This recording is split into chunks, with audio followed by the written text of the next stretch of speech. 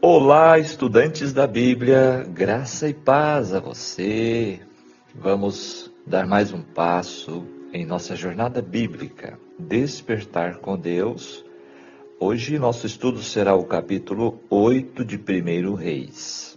Neste capítulo, nós temos o tema Salomão ora e dedica o templo a Deus.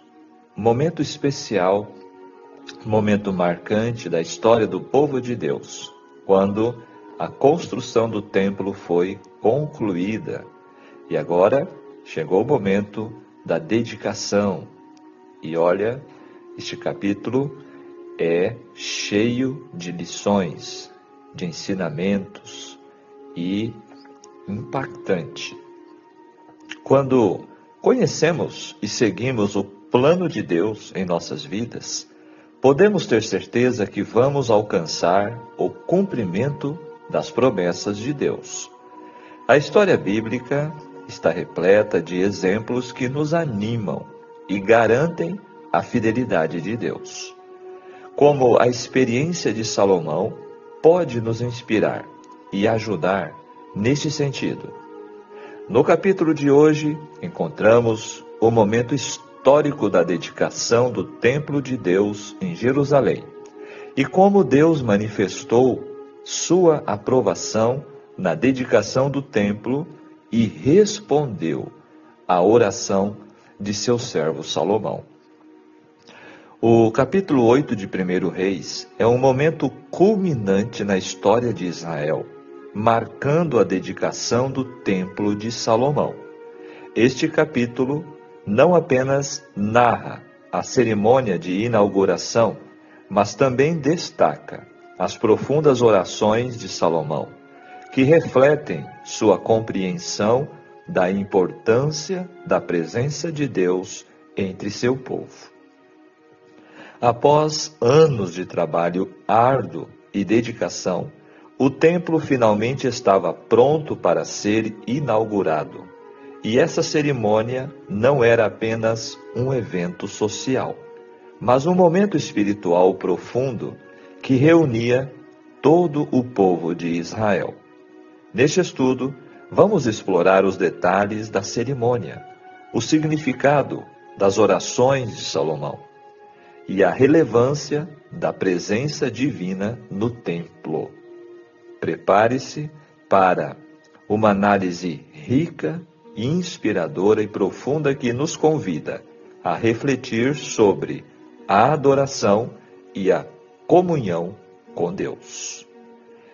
Este é o nosso epílogo, este é a introdução em nosso estudo de reflexão do capítulo 8. Lembrando sempre que é muito importante que você faça a sua leitura completa no capítulo em sua Bíblia. Ou pode também ouvir o áudio do capítulo, né? E se você ainda não é inscrito, inscreva-se em nosso canal da Jornada Bíblica, compartilhe e deixe o seu joinha. Vamos para o tópico análise e comentários dos textos agora. Versos 1 e 2. Tendo sido trazida a Jerusalém anteriormente, conforme vimos no capítulo 6 de 2 Samuel, a arca do concerto foi posta agora em seu devido lugar no templo. Com a construção do templo e a presença da arca, a divisão das atividades espirituais entre Gibeão, o local do tabernáculo, e Jerusalém, onde a arca estava abrigada, não havia encontrado o seu fim ainda. Daquele momento em diante, o ideal deuteronômico de centralidade na adoração podia ser realizado. Em função da obra do templo ter sido completada no 8º mês do 11º ano do reinado de Salomão, este deve ter esperado cerca de 11 meses para inaugurá-lo. Isto permitia que a mobília fosse terminada e colocada em seu devido lugar, e permitia também os retoques adicionais, assim como ampla preparação para este solene e feliz evento. A festa dos tabernáculos, que ocorria ao término do ano cerimonial em Israel, honrava o descanso dado por Deus na terra prometida ao seu povo. Fazia muito apropriado esta ocasião. Então, esta dedicação ocorreu no período da festa dos tabernáculos. Além disso, a renovação da aliança observada em conexão com esta grande festa fez desta ocasião muito mais apropriada. Por isso, a estação da festa era prolongada por 2 semanas, para permitir que a dedicação e a alegria destes dias tivesse real efeito. Nos versos 13 e 4, a Santa Arca era carregada pelos sacerdotes. Tudo era feito de acordo com a lei de Deus. 5 e 7, a alegria do povo era vista na abundância dos sacrifícios de ovelhas e bois. Foi em abundância. A colocação da arca sagrada em seu devido lugar, sem haver incidente algum, como já havia acontecido em tempos passados, foi motivo de celebração, pois o povo havia trazido o símbolo do Deus vivo para o santuário construído para honrá-lo. No verso 8 destaca os varais que sobressaíam. Isso provavelmente significa que as varas que eram ali para o transporte da arca, que não podiam ser tiradas de suas argolas, eram tão longas que se alguém quisesse medi-las, teria de olhar para dentro do Santo dos Santos, para ver o seu fim.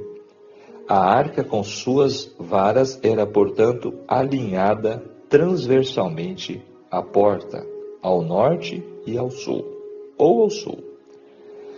O verso 9, ele destaca que não havia nada na arca a não ser as 2 tábuas de pedra. No passado, havia também a vara de Arão e o vaso de maná. Aqui destaca que foi colocado na arca da aliança apenas as tábuas da lei.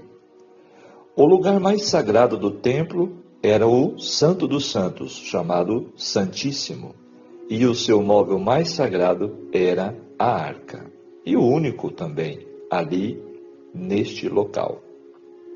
Visto que Deus, por sua própria natureza, é santo e eterno, assim também é sua lei. Tudo o que podia ser feito para impressionar os filhos de Israel com a eterna santidade da lei foi feita por Deus por meio dos móveis do Santo Templo. Na antiga aliança, a lei foi escrita nas 2 tábuas de pedra. Na nova aliança está escrita no coração dos justos. O versículo 11, dando destaque à nuvem do templo. Esta nuvem não era Deus, mas um meio pelo qual o Senhor velou sua presença, a fim de que a congregação não fosse consumida. Também o verso 12 descreve uma nuvem escura, trevas espessas. A ordem divina tinha determinado que não fossem construídas janelas no Santo dos Santos, o que provocaria, então, absoluta escuridão. O verso 13, lugar para a tua eterna habitação. Se Israel tivesse permanecido fiel à sua aliança com Deus, essa construção gloriosa teria subsistido para sempre. Olha que detalhe, hein? Até hoje, teria este local de adoração. O verso 14 descreve agora que o rei voltou o seu rosto. As palavras anteriores foram dirigidas à presença divina, revelada pela nuvem. Agora Salomão fala à congregação, ao povo, no átrio do lado de fora do templo. Verso 21. Nesta passagem, os 10 mandamentos são chamados da aliança, porque formavam a base do pacto entre Deus e seu povo. A aliança era o plano pelo qual os sagrados princípios revelados na lei seriam reproduzidos no ser humano. Por isso, a lei é chamada de aliança. Sempre foi desejo de Deus escrever sua santa lei no coração de seu povo. Versículo 27, não te podem conter. O nome de Deus habitava no templo. Salomão compreendeu muito claramente que não estava construindo um tipo de hotel para hóspedes sobrenaturais, o que, aliás, sempre foi a ideia do paganismo. Detalhe importante. Aquele templo era um símbolo da morada de Deus entre o seu povo. Não é que Deus moraria de forma física, né? Tá?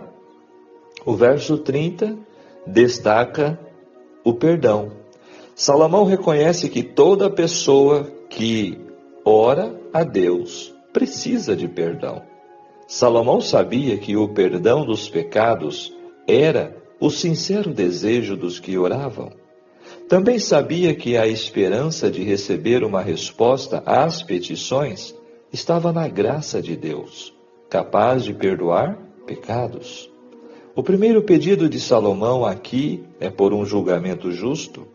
Em tais situações, onde havia provas insuficientes para se estabelecer uma acusação, o acusado era obrigado a fazer um juramento declarando a sua inocência. 33 e 34. Pecado contra ti. Aqui estamos analisando a oração de Davi, né? De Salomão, melhor. O segundo pedido de Salomão é por perdão de pecados, pois o pecado contra Deus causaria derrota de Israel. Dos versos 35 a 40, encontramos o terceiro e o quarto pedido de Salomão nesta oração.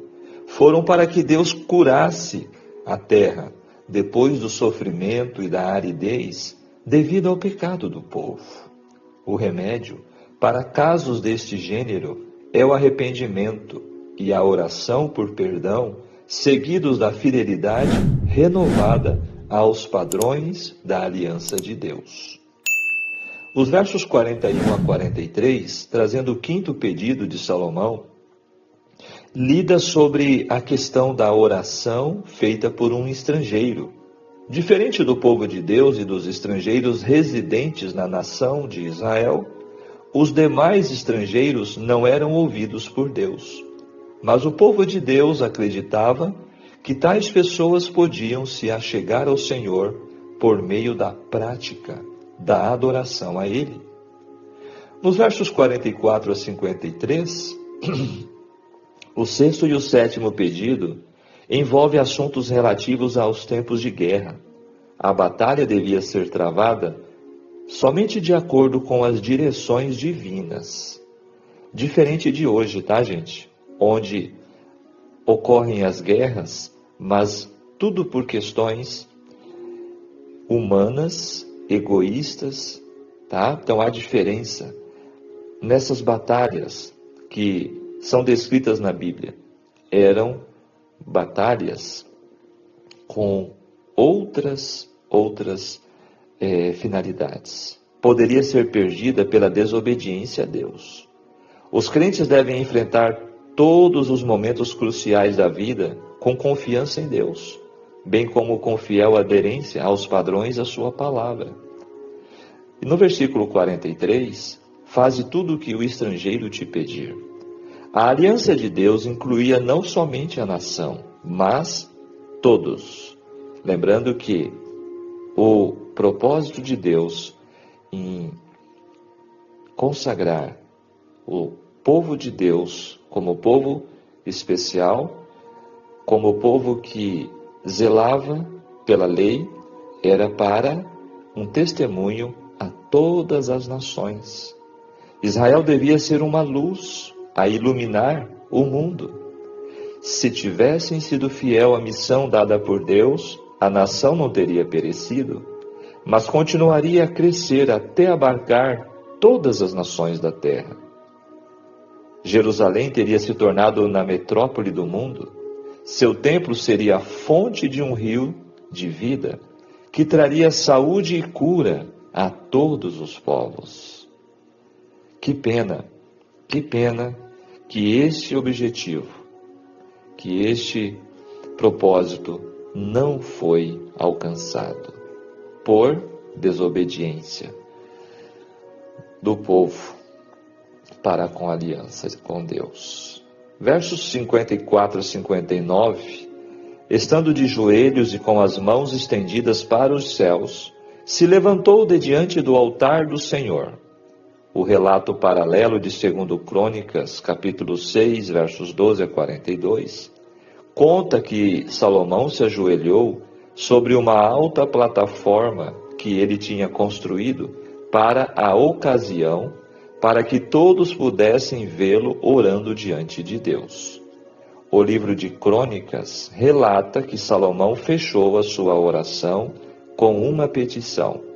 Pediu-lhe que Deus continuasse a residir no meio do seu povo e se lembrasse das suas promessas a Davi. O escritor de Reis relata a dedicatória de Salomão, abençoando a congregação de Israel, em que se louva a Deus por dar ao povo o seu descanso.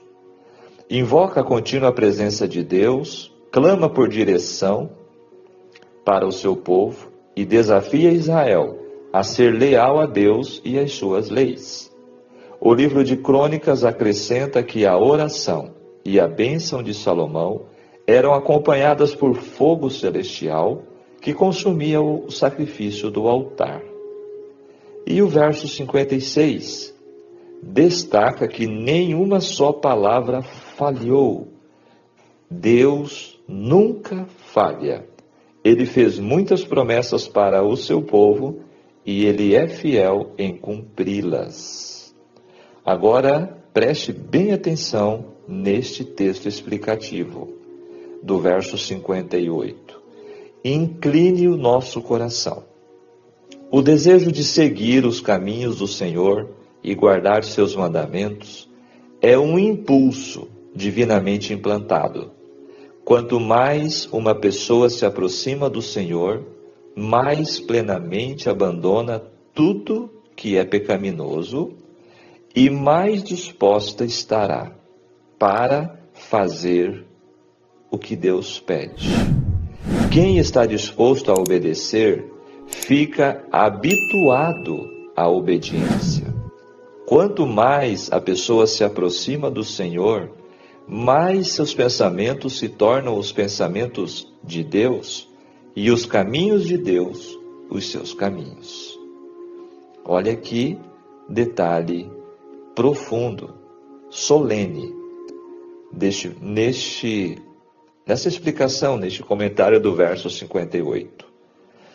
Agora o 61, seja perfeito. O Evangelho revelado em tipos no Antigo Testamento e com toda a clareza no Novo, mostra como podemos obter a perfeição da qual falou Salomão. E o verso 65, desde a entrada de Ramate. Ramate marca o extremo norte da Terra Santa, o grande vale entre os montes Líbano e Antilíbano, marca a principal entrada na Palestina ao norte. Por este vale entravam os exércitos inimigos que invadiam a Palestina pelo norte. Fala também do rio do Egito, não o Nilo, mas um pequeno rio a leste dele, uma das fronteiras naturais da terra prometida a Abraão. E o verso final 66 tendas, uma expressão hebraica que passou a ser usada para se referir à casa. A verdadeira religião, destaca neste verso, proporciona alegria. Só a pessoa que está em paz com Deus pode ter o espírito de verdadeira felicidade e satisfação. Aqui fecha este tópico dos comentários, análise dos textos. Agora vamos para o comentário do livro Profetas e Reis.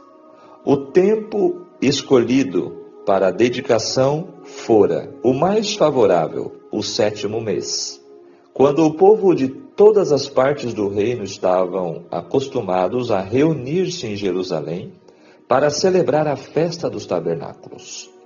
Esta festa era preeminentemente uma ocasião de regozijo. Os labores da colheita haviam findado.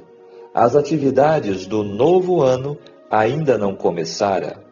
O povo estava livre de cuidados e podia abandonar-se às influências sagradas, jubilosas do momento. Uma cena de esplendor incomum. No tempo indicado, as tribos de Israel, com representantes de muitas nações estrangeiras, ricamente vestidos, reuniram-se nos átrios do templo. A cena era de esplendor incomum. Salomão, com os anciãos de Israel e os mais influentes homens entre o povo, retornaram de outra parte da cidade, de onde haviam trazido a Arca do Testamento.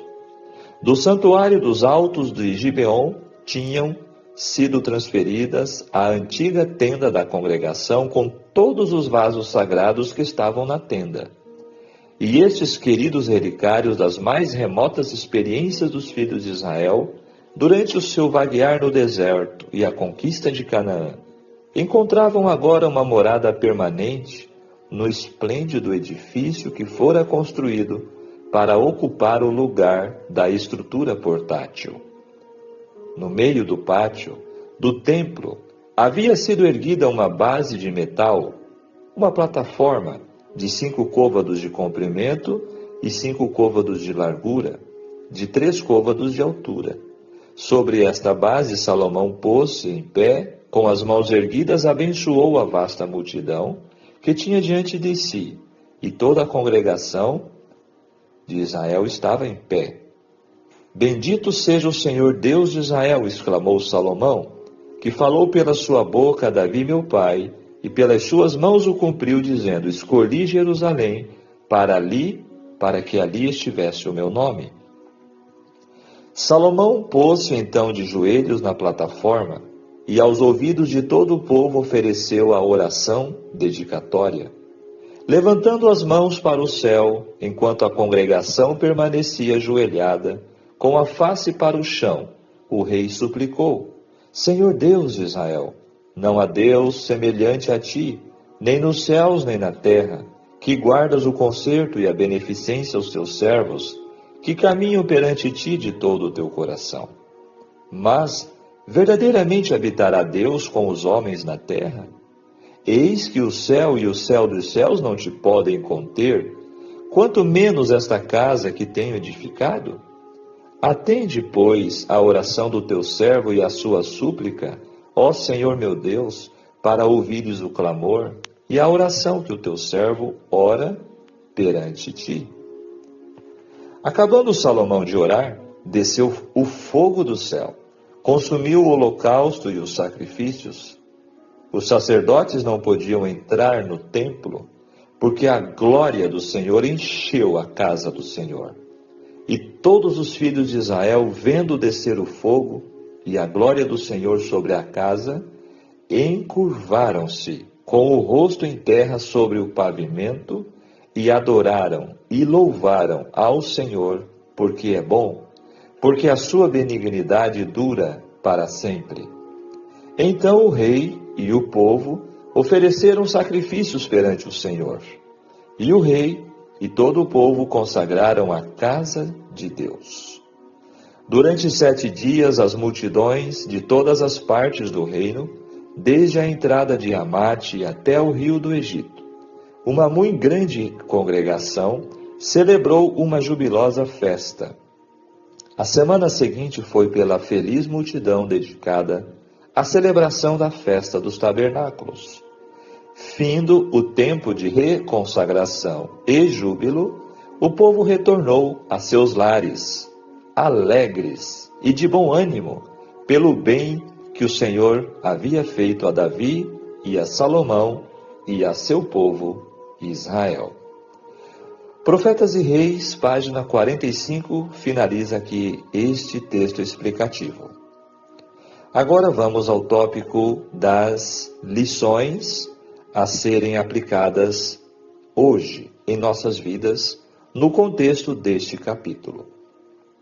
O complexo construído por Salomão, chamado Templo, juntamente com o sumo sacerdote, os sacerdotes e as cerimônias ritualísticas, representavam vividamente o Evangelho, o plano de salvação ao condenado pecador. Você sabia? O glorioso templo era insignificante diante da grandeza do Deus do templo, do Senhor. Salomão era ciente disto. Contudo, a manifestação da glória divina indicou a aprovação, revelando a humildade do soberano do universo. Deus é padrão de humildade. Por isso ele pôde afirmar: habito num lugar alto e santo, mas habito também com o contrito e humilde de espírito, para dar novo ânimo ao espírito do humilde, novo alento ao coração do contrito.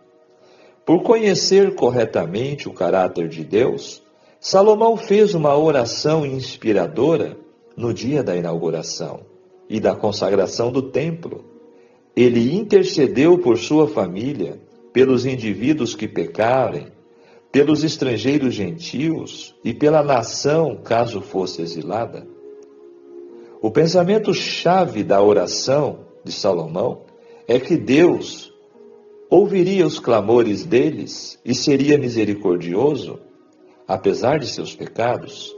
Salomão, em sua oração, deixa claro que a condição do coração de Israel é mais importante que a existência do templo. Ele sabia que o pecado traria castigo, mas o arrependimento traria perdão e bênção. Era mais importante consagrar as pessoas do que o prédio em si. Isso ensina-nos, para nós, hoje, valiosas lições. Por isso, consagremo-nos a Deus. E agora o nosso momento de refletir, momento final. A cerimônia de dedicação, repleta de rituais, sacrifícios e orações, não apenas destacou a importância do templo como um espaço sagrado, mas também enfatizou a relação íntima entre Deus e seu povo Israel. As orações de Salomão revelaram sua compreensão profunda da necessidade de um lugar de adoração, intercessão e reconciliação. A presença de Deus no templo, simbolizada pela nuvem que encheu o espaço sagrado, reafirmou a ideia de que Deus habita entre aqueles que o buscam com sinceridade e reverência. Essa presença divina exigia do povo uma vida de santidade e compromisso, refletindo a natureza de Deus em suas ações e decisões. Além disso, a dedicação do templo serviu como um lembrete poderoso da identidade do povo de Israel como nação escolhida, chamada a viver em comunhão com o Senhor. O templo não era apenas um edifício, era um símbolo da aliança entre Deus e seu povo. Um local onde a adoração e a busca por sua presença podiam se manifestar plenamente. Através do templo, Deus se revelou como um Deus próximo, que deseja estar em um relacionamento com seu povo e que continua a chamar cada um de nós a buscar a sua presença diária em nossas vidas. Ao refletirmos sobre este capítulo, somos convidados a considerar como a presença de Deus se manifesta em nossas vidas hoje. Assim como os israelitas se reuniam no templo para adorar e buscar a Deus, também somos chamados a criar espaços sagrados em nossos corações e comunidades, onde a adoração, a intercessão e a busca pela presença divina possam ser centrais. Que possamos, assim como Salomão, reconhecer a importância de dedicar nossas vidas a Deus e buscar por sua presença em tudo que fazemos. Vigiemos e oremos. Amém? Que capítulo fantástico!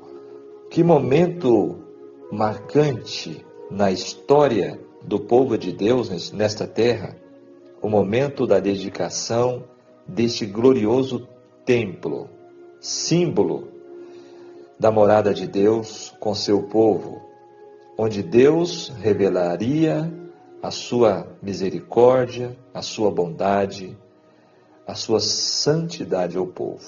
Olha o pensamento do dia: que o teu coração pertença inteiramente ao Senhor teu Deus. Está relacionado à dedicação do templo a Deus, sabendo que a palavra de Deus também aplica nosso coração como o nosso corpo, como templo onde Deus habita com seu Espírito Santo. Que possamos, assim, ser motivados. Deus está nos convidando para nos dedicar completamente a Ele, as nossas vidas, o nosso ser. Que Deus possa te abençoar grandemente. Oremos. Maravilhoso Deus e querido Pai Celestial, graças te damos, Senhor, pelo dom da vida. Obrigado pela sua misericórdia que se renova cada manhã. Obrigado por este momento que buscamos a tua presença para ouvir a sua voz através de mais um capítulo da tua palavra. Senhor, diante destes ensinamentos profundos, neste momento onde aqui conhecemos como foi a dedicação do templo que Salomão construiu a ti, foi dedicado. Ajude-nos, Senhor, hoje, em nossa dedicação. Ajude-nos, Senhor, hoje, em nossas vidas, a consagrarmos completamente o nosso ser. A nossa vontade, tudo possa estar, Senhor, de acordo com o teu querer. Queira, Senhor, nos ajudar. Guie os nossos planos, as nossas decisões em mais este dia, em nome de Jesus. Amém. Que Deus te abençoe, que Deus te guarde. Ficamos por aqui, até amanhã, se Deus nos permitir. Um grande abraço. Tchau, tchau.